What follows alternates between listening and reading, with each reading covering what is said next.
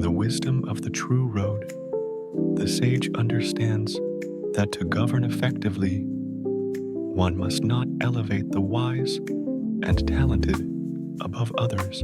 When society places undue importance on intelligence and skill, it creates competition and division among the people. Instead, the sage fosters harmony by ensuring that no one is held in higher regard than another. This equality prevents envy and strife, allowing the community to flourish in unity.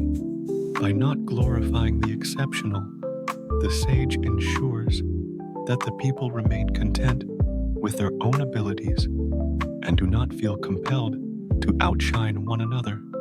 Similarly, the sage avoids placing value on rare and precious treasures. When material possessions are prized above all else, they become objects of desire, leading to greed and theft. The sage recognizes that true wealth lies not in external riches, but in the simplicity and sufficiency of life. By not coveting rare goods, the people are free from the temptation to steal or hoard. They learn to appreciate what they have,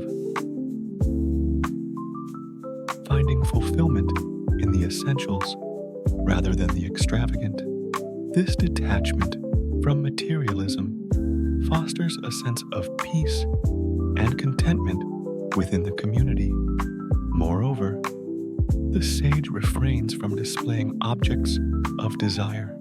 When people are constantly exposed to things that stir their cravings, their hearts become restless and unsettled. The sage understands that desire is the root of disturbance and discontent. By keeping such temptations out of sight, the sage helps the people maintain inner tranquility.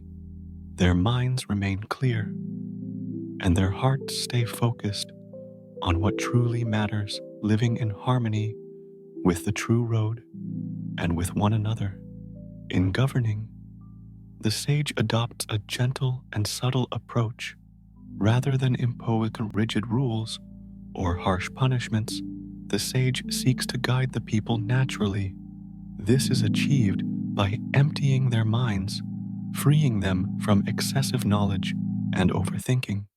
When the mind is cluttered with information and opinions, it becomes a source of confusion and conflict. The sage simplifies life, allowing the people to live intuitively and in alignment with the natural order. At the same time, the sage ensures that the people's basic needs are met, filling their bellies with nourishment and strengthening their bodies. This physical well-being provides the foundation for a stable and harmonious society. The sage also weakens the people's ambitions.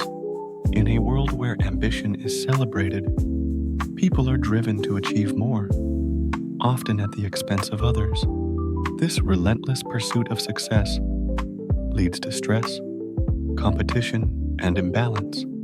The sage, however, encourages the people to let go of their grandiose aspirations and instead focus on living simply and authentically.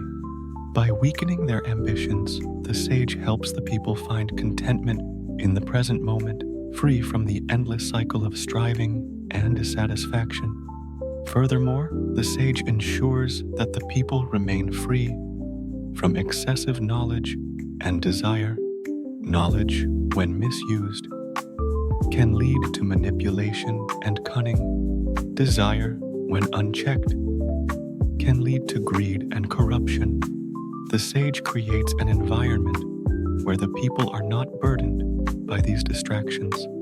They live in a state of natural innocence, guided by their inner wisdom rather than external influences. Those who are clever or ambitious are discouraged from acting on their impulses, as the sage's governance fosters a culture of humility and restraint. Ultimately, the sage governs by embracing effortless action, allowing things to unfold naturally. This does not mean doing nothing, but rather acting in accordance with the natural flow of the true road. By not forcing or interfering, the sage allows things to unfold organically. This approach ensures that everything is in its rightful place and harmony prevails. Through non-action, the sage achieves effortless governance, where the people live in peace, free from conflict and desire. In this way, the sage demonstrates that true leadership lies in aligning with the true road and allowing its wisdom to guide all actions.